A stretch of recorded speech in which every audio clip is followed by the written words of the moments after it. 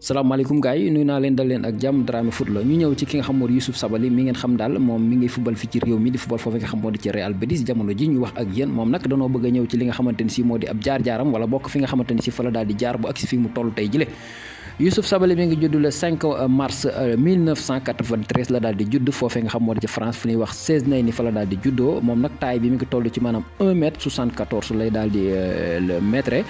poids bi nag mi ngi toll ci 64 kilos moom mii di Youssouf moom lay daal di peese carrière am nag mu ngi ko daal di door ci 2013 la ko daal di door carrière professionnelle am maanaam mu ngi ko door ci 2013 waaye nag moom mii droite bu Sénégal bile ak bu Real Betis bile formation bi mi ngi ko def foofu nga xam moo di ca Paris Saint-Germain fa lañ ko daal di formé 2010 ba 2013 la fa daal di def léegi nag 2013 la fa daal di jóge daal dem fu ñuy wax Everton Guéar fa lañ ko daal di able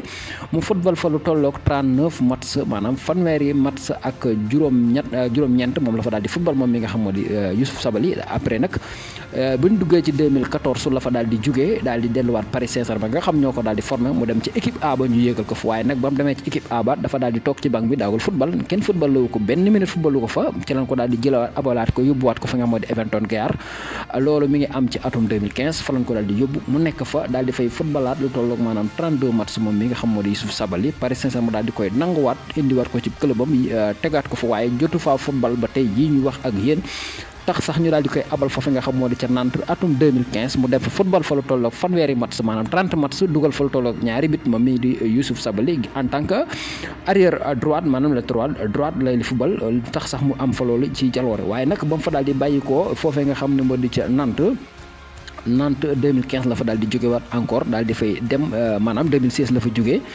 2016 la jógee ca Nantes daal di dem fi nga xamante ni si moo di ca Bordeaux am fa 35 match maanaam loolu lépp sax tax na sax ba ñii di Bordeaux mu yitteel leen wala bokk mu daal di leen convaincre ñu daal di koy far signé foofee mu dëkk fa mu nekk seen ab joueur définitivement ba 2017 la fa daal di jógee daal di dem foofee nga xamante ni si moo di ca Real Betis nag ma nga fa daal di àgg li ñuy wax maanaam juin 2021 ci la ko waa Real Betis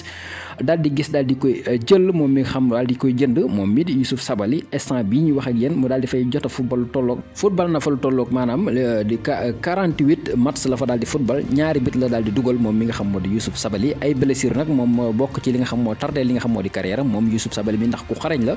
ku mën a football la te ku mën dara la ci wàll gam féete tax sax maanaam blessure yi daal foofee ci Real Betis ba mu fa ñëwee ba léegi maanaam bu footballee weer te du weer loolu bokk na ci li nga xam daal moo gën a gàllankoor ki nga xam moo di Youssouf Sabaly waaye France googee nag ñu wax ne avant mu ñëw fii ci Sénégal football na ci U20 yi football na ci U21 yi yu France yooyu yële 2017 nag ci lañ ko daal di woo fii ci biir réew mi ci lañ ko jëkk a sélectionné fii ci réewum Sénégal mu daal di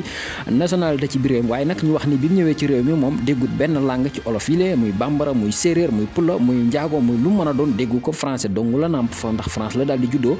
tax sax mu daal di góorgóorlu maanaam fexe ba adapté ci li nga xamante mooy langue nationale bii ñuy làkk muy wolof tax sax moom mii Youssouf Sabaly intégré vite fait maanaam ci li nga xam moo di tanière bi ak li nga xam moo di équipe nationale bi la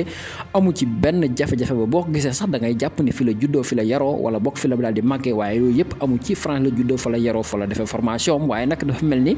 ci biir réew mi daal ci la daal di juddoo yaroo fi màggee fi defee fi lépp moom mi nga xam moo di Youssouf Sabaly gars yi lii lan la indi leen ci ki nga xam moo di Youssouf Sabaly international sénégalais bi la kon nag ñu wéy di ko ñaanal li nga xamante ni si mooy li des ci carrière am lépp di tolloo lépp di baax